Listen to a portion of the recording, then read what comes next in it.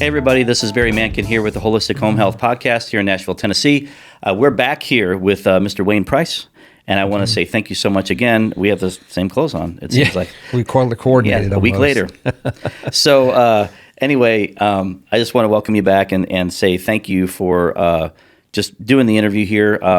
These testimonials are so helpful for so many people. Right. And I think especially in your case, what we had to go through, we started this process in February, and we ended the beginning of May, end of right April. Around 1st of May. And so, I mean, again, people, sometimes this stuff is a process. Now, your process was a little harder than others. Yeah. Didn't have to be, but we turned a bad thing into a good thing. So let me reiterate where we left off here.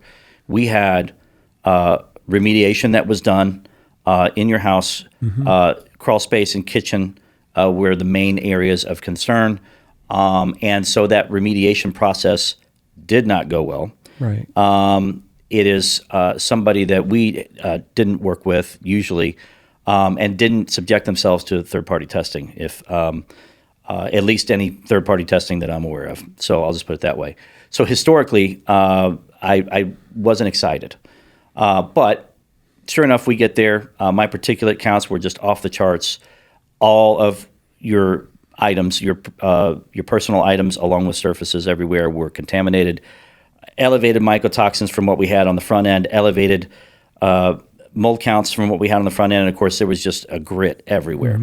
So how that happened, I think we discussed. That not having the penetrations in the floor sealed off, had some negative air going on at the same time. All of that contributed, plus the product process and people thing that we talked about. They had some issues with all three of those. Yeah. So the good thing is your approach to this, because we had a lot of tension at that time, and I'm fighting mad for you, because when I see this kind of stuff and people don't know what they're doing, and my customers are suffering, especially when we have loved ones that are immune compromised or highly sensitized, I want to go fight for them. I'm like, all right, who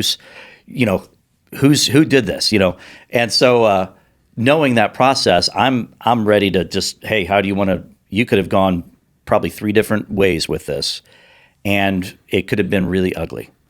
So I was so impressed by the way you handled this and the opportunities you gave to invest in people and take the higher road. I just think I don't see that a lot with my clients. Not that the clients are bad or good. They're justified. I mean, you had every justification to do whatever you need to do. But you took the high road, and it ended up, it fixed everything. Right. And it was your choice. And I told you, I'll do whatever you want me to do. Right. But, and if anybody needs any help, I'll help them. But, these numbers aren't lying. And so it was pretty ugly. So you had alluded to some of your history that you've had that kind of helped you gain a better scope of these situations like this in your industry that you were in. Yeah, there are 3 options. There are several. You can litigate, you can you can get mad, and I think a lot of it was first gaining their assurance or their acknowledgement that they had helped create a bigger problem, and that they weren't denying it. And that happened pretty quick. It didn't take 5 minutes, 10 minutes, and they had rationalized, hey, this came out worse than we expected. So then you go back to your sort of engagement with these folks and interviewing, and I think you just have to have a feeling that they're gonna make their commitment. And I felt because they were a little newer in the industry, or at least the new owner was, and wanting to do the right thing, and really being very communicative. It made it easy. We got, that could have been a really meeting that could have turned the wrong way, and I'd have been looking for new sources and probably had to move away from them. As it was, they didn't. So we pretty immediately re-engaged with you, and I said, we got a commitment here. Let's figure it out. And so I was pretty doubtful too. I was pretty pessimistic. Yeah, and to some degree, I remember us talking that no, I think I'm reading these guys right. I think we're okay. Yeah. And at some point, it was we had to jockey between me being the filter and then saying, you guys are my team. Yeah. And I said, you guys got to get together and agree on the next steps. and I'd encouraged them to make sure they listened to you, and I'd interviewed you about all this and said, hey, I think you got some good things to say here, and I think if you guys follow with it, we're going to be okay. Yeah. And so, there was that tension of how you were feeling and how they were embarrassed, but I said, look, let's talk it out and let's get a game plan and let's implement it. And the funny thing was, as soon as we started that, once we got the first success, like the crawl space, because we started there on the second effort. Yeah. And once you got that success, even though we had a problem up top, I felt like, oh man, we got wind in our sails. And that was our first test. So we kind of put our toe in the water and say, okay, we know we got this mess up above. Let's not overpromise and underdeliver here again. Right.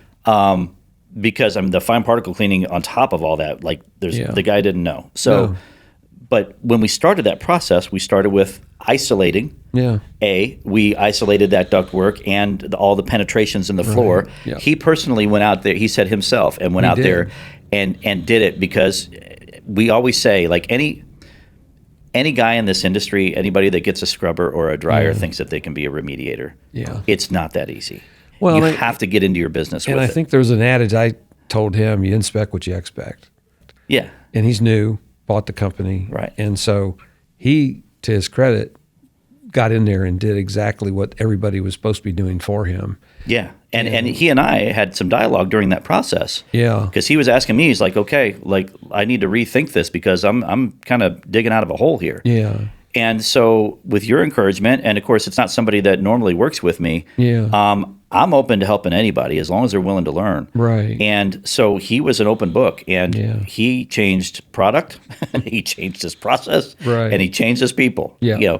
And then he went himself and actually got in and got in the weeds. He got in the weeds. Yeah. Of it. And I think, to his credit, now he knows what the weeds are. So now he can manage at a higher level and still know what to inspect and expect. Correct. And so he that was impressive. But we gave him a little bit. We didn't give him the whole house yet. No. We had it, like we said, the crawl, and then we had three zones up top.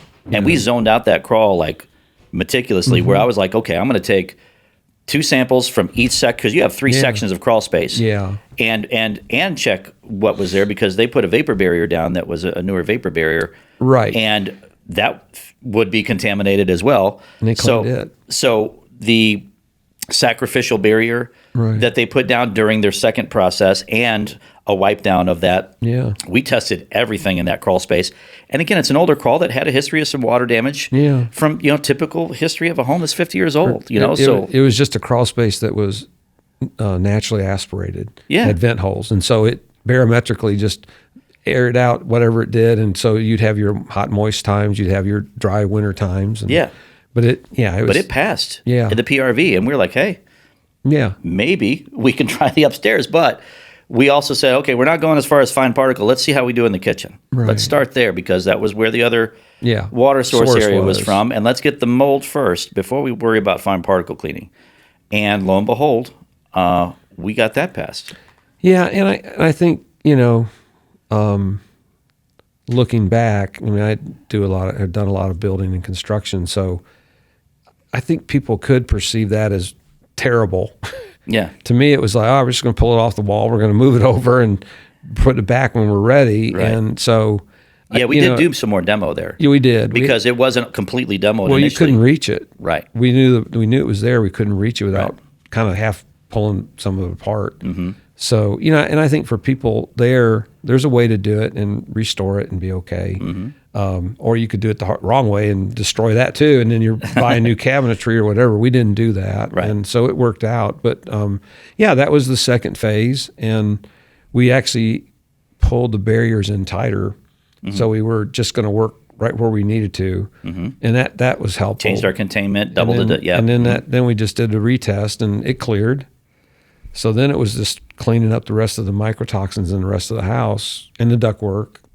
Yeah, well, I think the kitchen cleared, but we also checked the other areas of the house just from a mold standpoint. Right, and they were okay. And the mold, they did an initial cleaning throughout everything just to get the mold to pass without even dealing with the mycotoxins. Yeah, I forgot about that. Yeah, we did do that, and that was good news. Yeah, it said, hey, we're narrowing the problem down.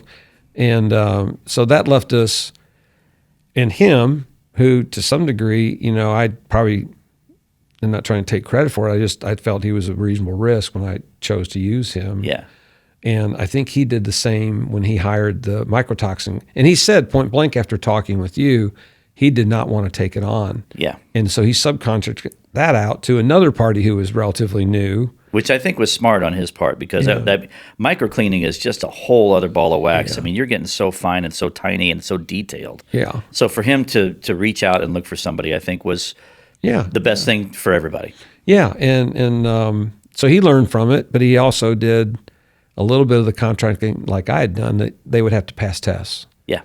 And so, and he agreed to that too, this young man. And he agreed to it, and he held up his end of the bargain because they had to come back multiple times to fine clean till they got it all gone. Yeah, 4 times, guys, doing the same process, maybe refining it as you go. And we tested, I think after the initial time that he did it, and it didn't pass. It didn't pass, but it was substantially improved. Yeah. And it just said, to a degree, it kind of acknowledged they had created a big problem that had to be fixed. Yeah. And so the cleaning they kept doing, and to the contractor's credit too, he came over and witnessed. I know in the house we were traveling some, and I said, "You just need to follow it. I'm just going to look for the results." And so he was pretty much observing, doing the lead and all that, and he's learning too at the same time what it takes. Yeah, and so he did all that, and again, the mycotoxin cleaning or the final cleaning was almost like layers, but I think it was necessary because of the contamination that kind of got out of hand. Yeah. And it gave me a lot of feeling that they cleaned it up to the point where it was wonderful. Yeah. It just, and it set a good standard for us, because the post part of this was my loved one still has to do some things preventatively. Mm-hmm. So I think there's like for people who have this kind of sensitivity, we have that solution. I forget the name of it exactly, but it's one that you can mix part-time. We use it to clean hard surfaces, floors. Mm-hmm. So she pretty much once a week goes through the house. I've also changed the air filtration, and we put actually we did more than that. In the air chamber of the air handler, I put the ionizing. Yep, we talked about that. And so so we're really trying to just not only remediate, but never let reoccur or offer a new source. And as you can say to folks, you bring it in. You walk outside, you're bringing it in. Yeah. It's on your person. And the issue is, does it have any chance to live and grow? And so you got to be diligent about how you maintain your house, how you look for the problems that could perpetuate it. Leaky faucets don't get better on their own. Mm-hmm. All those kind of things you really need to pay attention to. And if you have someone who has a vested need, healthy persons tend to walk through this stuff and walk over it to a degree. Yeah. When you have a health issue, or you have a loved one that has a health issue, there are so many of these sort of insidiously small but can be very deadly or dangerous to someone who's going through whatever, chemo, some other health-related issue, aged issue, or immune compromised issue, long-term cope. So it's really important to, again, take the links out that would maybe accumulatively cause that person a real problem. Yeah. Taking these out gives you a better opportunity for success. Well, and the principles that we apply. Yeah. The principles that we apply, like you were saying, the filtration, and we've talked about that many times on this podcast. I know you and I had discussions about that, and that there's levels of that. There's levels of diagnostics on what I do, and there's levels of solutions. Yeah. All the way from sources and the overall load in the house to being preventative. Yeah. And then there's so many options, right? So understanding the efficacy of what you're getting out of a piece of equipment for the money, making sure that it doesn't have residual effects that are detrimental, or once we get into technology, we're dealing with ozone byproduct, or we're making the HVAC system struggle harder because we're trying to put a better filter in there and we don't have the right sizing. All of that you dealt with. Yeah. And I think we recommended some things for you that you took advantage of for that. And it just helps maintain the house at a higher level for sensitized individuals, Yeah. so they get a better bubble. Right. And then, God forbid any other event, water event or anything, really the house should maintain itself. And again, we're talking about a 55, I think. Is 55, yeah. So, Yeah. it's an older home. I always tell people that any house can get healthy if you do the right things. It's like, what is it going to take to get it there? But when we change an old home into a new home, it gets complicated. Right. And it's never going to be perfect without gutting the whole thing and starting it with new construction. But, you get into all the mechanical issues with fresh air makeup and how that works, which, you're not there on that house. Yeah. But I don't think you need to get there. I think you're finding a balance between the energy efficiency and the air quality in a moist environment, which is hard to do. Yeah. Well, And fresh that's a air good makeup, thing. fresh air makeup in some ways on newer homes is pre-designed in and done. Correct. And then depending on the size of your house and your activity, you're going to get fresh air exchange going in and out. Correct. And so a lot of homes that are been retightened up, if you will, air-wise, if you leave it tightened up for months and you never have any air exchanges, it's going to get stale, and it could potentially even, if there's a source, could then perpetuate it and grow it. So I think having a lot of those kind of thoughts in mind, it's important to look at who does your maintenance on your HVAC system. Do you clean the coils? Do they get inspected? And I mean, it can start right in your air system and just grow. Absolutely. And so that's get that all the time. Yeah, and again, it's I think it's important for people to do that, and to the point, changing air filters, if they get sucked into the ductwork because they're so full of debris, then you don't even have the right air exchanges going on, or the occurring. That also, believe it or not, can cause condensation. And then where's it going? Because you're not getting the airflow, then it's going to cause that. All of it's food and water. So and then the overall, for a person who has sensitivity to these issues, wiping down the surfaces routinely gives them confidence, and and really assurances that they're not going to get exposed. We tell people, we give them a top 7 to do all the time, which I think we had on your report. That top 7, basically, without adding into mechanical and fresh air and all that. It really covers a lot of bases. We always encourage people to say, at the end of that top 7, the last part is the ice, what I call icing. But and that's where you get into better filtration. You're getting into purifiers and technology, things of that nature. After you've validated the HVAC is at least working for a certain level of performance. But for people that are immune compromised or that have sensitivities, I'm going to say that number 7 isn't icing; it's required. Right. You need better than most. And a basic offensive and defensive approach to just help attack the air and keep it better than what normal ecology would be in a home, that is what these people need. And some of them need more than that. Some of them need to be even more meticulous. But, part of that deep clean twice a year that we don't do as a society anymore is a big proponent of that. But your maintenance that you're doing weekly or biweekly as it relates to your surfaces. Well, and then the HEPA filter, like we have a vacuum that has a HEPA filter. We use that. We've got 2 sort of in her primary areas. We've just got a circulating fan with a HEPA filter on it. It's background noise. It doesn't really impede or hurt her. Movement's good. Movement in the air is always good. Yeah, and it. I mean, it's not the cure, but it. Again, if you're doing all the incremental parts, it's one more that just kind of helps ensure that you're in good shape. And so we've tried to exercise all of that, and it's worked out really well for my loved one so far. So let's talk about that. How's she feeling? Good. Awesome. I mean, growing. I think now she's able to move through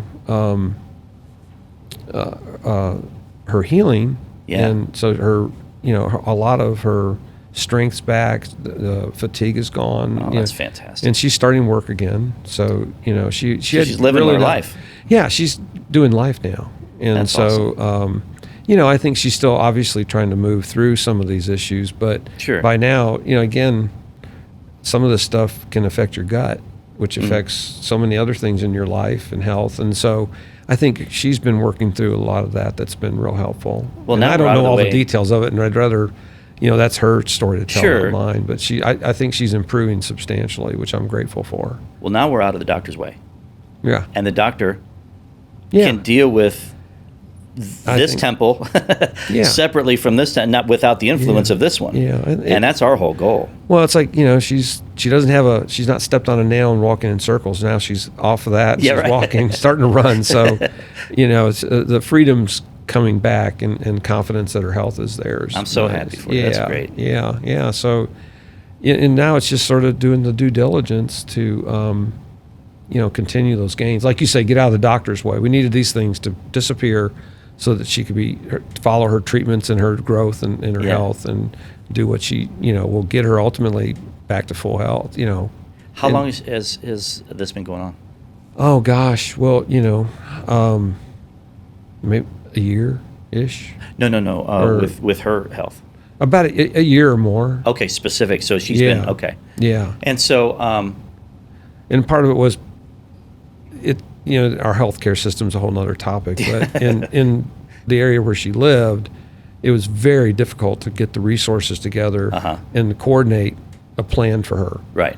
And so I think her coming here, it just got centralized, a little bit smaller area, more convenient. Yeah. And so what happened is like everything, you start out on a plan, and the deviations are, we've now learned this and that, and which was partly us in this house. Yeah. And then so you take that out. Now she's back into her plan again. Yeah. And I think the feedback is her health's improving, so that we know that that's awesome. We've moved in the right direction. And as long as we can keep that from ever causing her difficulty, so she can keep moving forward, we're grateful. Well, that is why we do this. Sure. And I think it gives hope to a lot of people, because this story is not normal. Yeah. It is in the sense of, for a lot of people deal with these same sensitivities, and I think there's a lot of suffering out there that are related to environmental conditions. Yeah. But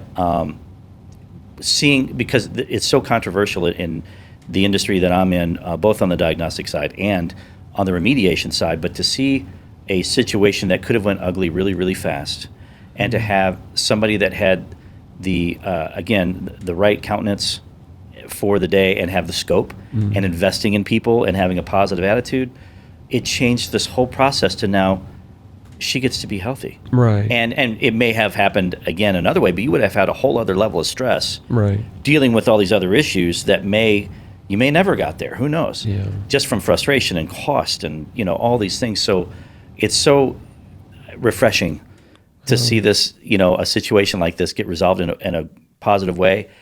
And I'm just so honored that you allowed us to be a part of that, and you trusted us, because this is fun for me. Like I get to do this. Well, you played a vital role. I don't know what the right adage is, but you have to listen to people who have better knowledge than you and know how to orchestrate it. Yeah. And so I think I'm grateful that all that occurred. Yeah. It would have been nicer to be more quicker and succincter in one time, but the outcome's been good and refreshing. And what I've learned, again, this industry is evolving in awareness.